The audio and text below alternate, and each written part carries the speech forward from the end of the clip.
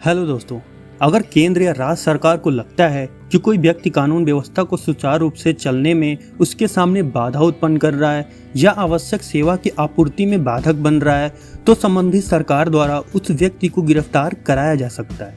NSA का full form national security act और हिंदी में राष्ट्रीय सुरक्षा कानून होता है। यह 23 सितंबर 1980 को इंदिरा गांधी की सरकार के दौरान अस्तित्व में आया था। रासुका में संदिग्ध व्यक्ति को बिना किसी आरोप के 12 महीने तक जेल में रखा जा सकता है। तो चलिए अब रासुका के अन्य प्रावधानों के बारे में जानते हैं। यह अधिनियम केंद्र सरकार और राज्य सरकारों को किसी व्यक्ति को भारत की सुरक्षा को नुकसान पहुंचाने, विदेश के साथ भारत के संबंधों को चोट पहुंचाने, सार्वजनिक व्यवस्था के रख रखाव या आपूर्ति को बाधा करने, ड्यूटी पर तैनात किसी पुलिसकर्मी पर हमला करने के जुर्म में गिरफ्तार करने की ताकत देता है।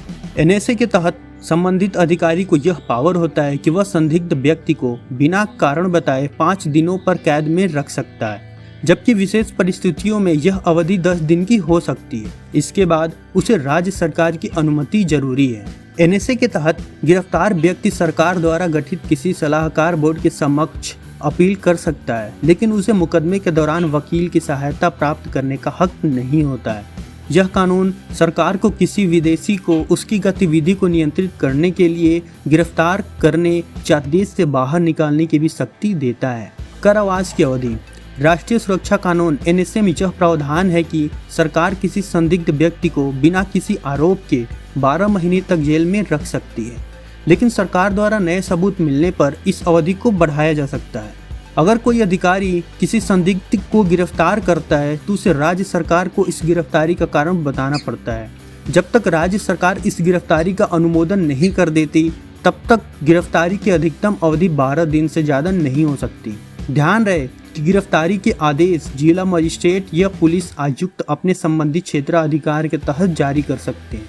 राष्ट्रीय सुरक्षा कानून की कुछ आलोचना भी है। चूँकि इस कानून में भी संदिग्ध व्यक्ति को बिना किसी कारण बताए गिरफ्तार किया जा सकता है और कुछ समय तक अपना वकील रखने की भी अनुमति नहीं होती है, इसलिए इस कानून की तुलना अंग्रेजों के रोलैट एक्ट से भी की जाती है। कई जानकारों के अनुसार राज्य सरकार ने एनएसए को एक्स्ट्रा जुडिशियल पावर के तौर पर इस्तेमाल भी किया है। तो दोस्तों, आशा करता हूं कि आपको अब समझ आ गया होगा कि एनएसए क्या होता है और इसका उपयोग क्यों किया जाता है। तो दोस्तों, आशा करता हूं आपको यह जानकारी पसंद आई होगी। अगर जानकारी पसंद आई है तो इस वीडियो को लाइक और हमारे चैनल को सब्सक्राइब अवश्य करें। धन्यवाद।